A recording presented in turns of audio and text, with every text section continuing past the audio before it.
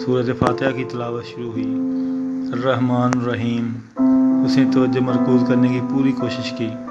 मालिक यौमिद्दीन। तवज्जो भटकी। इय्याक नअबुदु व इय्याक नस्तईन। उसे सूरह फातिमा का तर्जुमा आता था। उसने चंद दिन पहले ही पढ़ा था। इहदिनस सिरातल मुस्तकीम, सीधा रास्ता, उसके जहन में दोहराया। इस सिरातुल मुस्तकीम, सीधा रास्ता, उसका दिल चाहा वहाँ से भाग जाए। उसने वहाँ नमाज जारी रखने की एक आखिरी कोशिश की। सिरातुल लज़ीना अनअमता, उसका जहन एक बार फिर पीछे चला गया। अलैहिम गैरुल मग़दूबि अलैहिम वद्दॉलीन। उसने अपने बंधे हुए हाथ खोले और वो आखिरी सफ में खड़ा था। बहुत आहिस्तगी से चंद कदम पीछे गया और सफ से निकल गया। ये काम मैं नहीं कर सकता, मैं नमाज नहीं पढ़ सकता, उसने जैसे इतराफ़ किया। बहुत खामोशी के साथ वो पीछे होता गया। बाकी लोग अब रकू में जा रहे थे। वो मुड़कर दबे पाँव तेज़ रफ्तारी से बाहर निकल गया। मस्जिद से निकलते हुए उसके जॉगर उसके हाथ में थे। गायब दिमागी के आलम में वो बाहर सीढ़ियों में खड़े चंद लम्हे इधर उधर देखता रहा। उसके बाद वो सीढ़ियों से उतर गया। पाँव में जराबें और हाथ में जॉगर पकड़े वो खाली ज़हनी के आलम में इमारत की उकबी दीवार के पीछे आ गया। वहाँ भी एक दरवाजे और कुछ सीढ़ियाँ नज़र आ रही थीं, मगर वो सीढ़ियाँ बर्फ़ से अटी हुई थीं। दरवाजे पर मौजूद लाइट भी रोशन नहीं थी। उसने झुककर सबसे ऊपर वाली सीढ़ी को अपने जॉगर के साथ साफ़ किया और बर्फ़ साफ़ करने के बाद वहाँ बैठ गया। कुछ देर बाद बर्फ़बारी अब ख़त्म हो चुकी थी।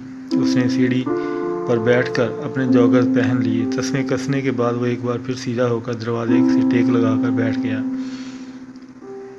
उसने दोनों हाथ जैकेट की जेबों में रखे हुए थे। जैकेट के साथ लगे हुए हुड को वो सर पर चढ़ा चुका था। सामने सड़क पर इक्का दुक्का गाड़ियों की आमदोरफ्त जारी थी। वो सीढ़ियों पर अपनी टांगें फैलाए अपनी पोस्ट दरवाजे से टेक लगाए इक्का दुक्का गाड़ियों और फुटपाथ पर चलने वाले लोगों को देखने लगा। वहाँ उस सर्द और कहर आलूद रात में खुले आसमान के नीचे बैठे हुए वो कुछ देर पहले मस्जिद के गर्म कमरे में ज़्यादा सुकून महसूस कर रहा था, या कम अज़ कम बेहतर महसूस कर रहा था। उसने जेब में हाथ डालकर लाइटर निकाला, उसे जलाकर अपने पैरों के करीब सीढ़ियों पर पड़ी बर्फ़ को पिघलाने की कोशिश की। कुछ देर तक वो इसी सरगर्मी में मशगूल रहा। फिर जैसे उसने उकताकर लाइटर दोबारा जेब में डाल लिया, जिस वक्त वो सीधा होकर अपने बिल्कुल सामने एक औरत को खड़ा पाया। वो यकीनन उस वक्त वहाँ आकर खड़ी हुई थी, जिस वक्त वो सीढ़ियों पर झुका हुआ अपने पाँव को बर्फ़ के साथ लाइटर से पिघला रहा था। वो नीम तारीकी में भी उसके चेहरे की मुस्कुराहट को देख सकता था। वो मिनी स्कर्ट और एक मुख्तलिफ ब्लाउज़र में मलबूस थी। उसने फ्रंट फरकोट पहना हुआ था, मगर वो फरकोट आगे से दानिस्ता तौर पर खुला छोड़ा गया था। वो फरकोट की दोनों जेबों में हाथ डाले सलार के सामने बिल्कुल बड़े स्टाइल से खड़ी थी। सलार ने सर से पाँव तक उसे देखा। उसकी लंबी टांगें इस सर्दी में भी बरहना थीं। उसके अक़ब में मौजूद दुकानों की रोशनियों के बैकग्राउंड में उसकी टांगें यकदम बहुत नुमायाँ हो रही थीं और उसकी टांगें बहुत खूबसूरत थीं। कुछ देर तक वो उनसे नज़रें नहीं हटा सका। इस औरत के पैरों में बूट नुमायाँ हाई हील के जूते थे। सलार हैरान था कि वो बर्फ़ उसके इस डेढ़ पर भी जूतों के साथ किस तरह चलती होगी। आई चार्ज 50 फॉर 1 आवर, उस औरत ने बड़े दोस्ताना अंदाज में कहा। सलार ने उसकी टांगों से नज़रें हटाकर उसके चेहरे को देखा। उसकी नज़रें एक बार फिर उसकी टांगों पर गई। कई सालों में पहली बार उसे किसी पर तरस आया। क्या मजबूरी थी कि वो इस बर्फ़बारी में भी इस तरह बरना फिरने पर मजबूर थी, जब कोई इस मोटी जीन में भी सर्दी को अपनी हड्डियों में घुसते हुए महसूस कर रहा था। ओके, $40। इस खामोशी को देखकर उस औरत को अंदेशा हुआ कि शायद वो कीमत के लिए उसे काबिल कबूल नहीं थी, इसलिए उसने फ़ौरन उसमें कमी कर दी। सलार जानता था $40 भी ज़्यादा थे। वो सड़क पर $20 में भी 1 घंटा के लिए किसी लड़की को हासिल कर सकता था। वो 35-40 साल की थी और बात करते हुए मोहताज नज़रों से सड़क पर इधर उधर भी देख रही थी। सलार जानता था یہ احتیاط کسی پولیس یا پولیس والے کے لیے تھی۔ Okay 30 no more bargaining, take it or leave it. سالار کی خاموشی نے اس کی قیمت کو کچھ اور کم کیا۔ سالار نے اس بار اسے کچھ کہے بغیر اپنی جیکٹ کے اندر جیب میں ہاتھ ڈال کر وہاں موجود چند کرنسی نوٹ نکال کر اس کی طرف بڑھا دیے۔ اس کے پاس اس وقت والیٹ نہیں تھا۔ اس عورت کو حیرانگی سے اسے دیکھا، پھر اس نوٹوں کو ہاتھ میں جپڑ لیا۔ وہ پہلا گاہک تھا جو اسے ایڈوانس پیمنٹ کر رہا تھا، اور وہ بھی $50، جبکہ وہ اپنی قیمت بھی کم کر چکی تھی۔ تم میرے ساتھ چلو گے یا میں تمہارے ساتھ؟ وہ اب بڑی بے تکلفی سے اس سے پوچھ رہی تھی۔ نہ میں تمہارے ساتھ چلوں گا نہ تم میرے ساتھ، بس تم یہاں سے جاؤ۔ سالار ایک بار پھر سڑک کے دوسری طرف موجود دکانوں پر نظریں جماتے ہوئے کہا۔ وہ عورت بے یقینی سے اسے دیکھتی رہی۔ واقعی؟ ہاں، سالار نے بے تاثر لہجے میں کہا۔ تو پھر تم یہ کیوں کہہ رہے ہو کہ اس عورت نے اپنے ہاتھوں میں پکڑے نوٹوں کی طرف اشارہ کیا تاکہ تم میرے سامنے سے ہٹ جاؤ؟ میں سڑک کے اس پار دکانوں کو دیکھنا چاہتا ہوں اور تم اس میں رکاوٹ بن گئی ہو، اس نے سرد مہری سے کہا۔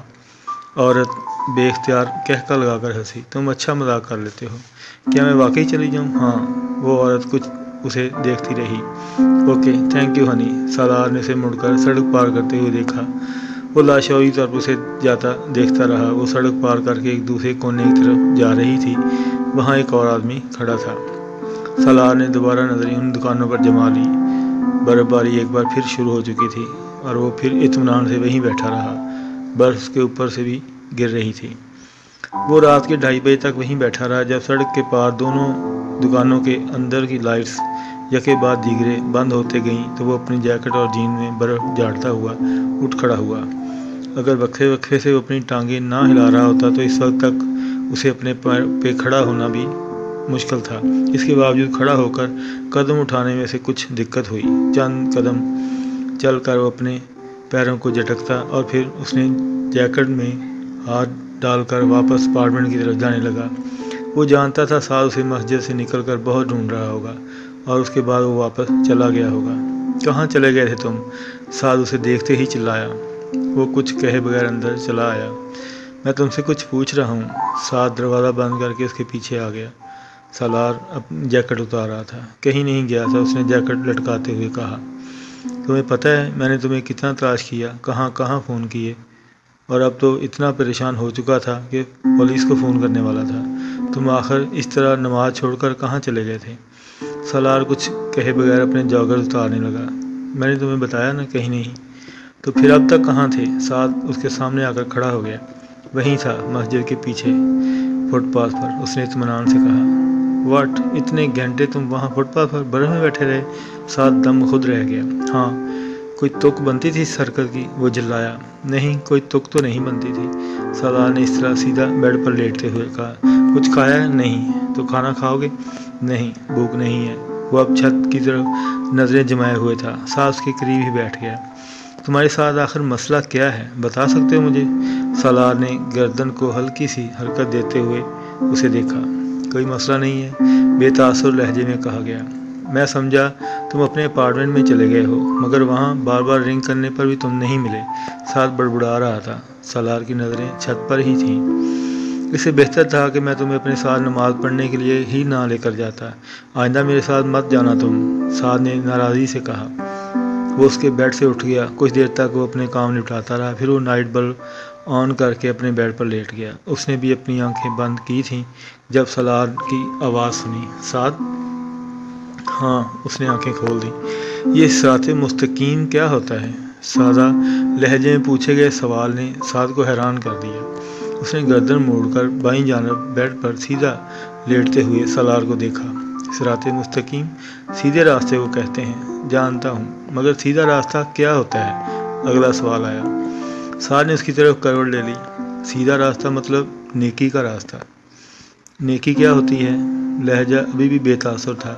اچھے کام کو نیکی کہتے ہیں۔ اچھا کام، کوئی ایسا کام جو کسی دوسرے کے لیے کیا گیا ہو، کسی کی مدد کی گئی ہو، کسی پر مہربانی کی گئی ہو، وہ اچھا کام ہوتا ہے، اور ہر اچھا کام نیکی ہوتی ہے۔ ابھی کچھ گھنٹے پہلے میں نے فٹ پاتھ پر ایک ہاکر کو $50 دیے، جبکہ وہ صرف $30 مانگ رہی تھی۔ اس کا مطلب یہ نیکی ہوئی۔ سعد کا دل چاہا وہ ایک گھونسا اس کے منہ پر کھینچ مارے۔ وہ عجیب آدمی تھا۔ بکواس بند کرو اور سو جاؤ، مجھے بھی سونے دو۔ اس نے کمبل لپیٹ لیا۔ سالار کو حیرت ہوئی۔ وہ کس بات پر حیران ہوا؟ یہ تو نیکی نہیں ہوئی۔ میں نے تم سے کہا نا اپنا منہ بند کرو اور سو جاؤ۔ سعد ایک بار پھر دھاڑا۔ اتنا ناراض ہونے کی ضرورت نہیں ہے، میں نے تم سے ایک معمولی سا سوال کیا تھا، سالار نے بڑے تحمل سے کہا۔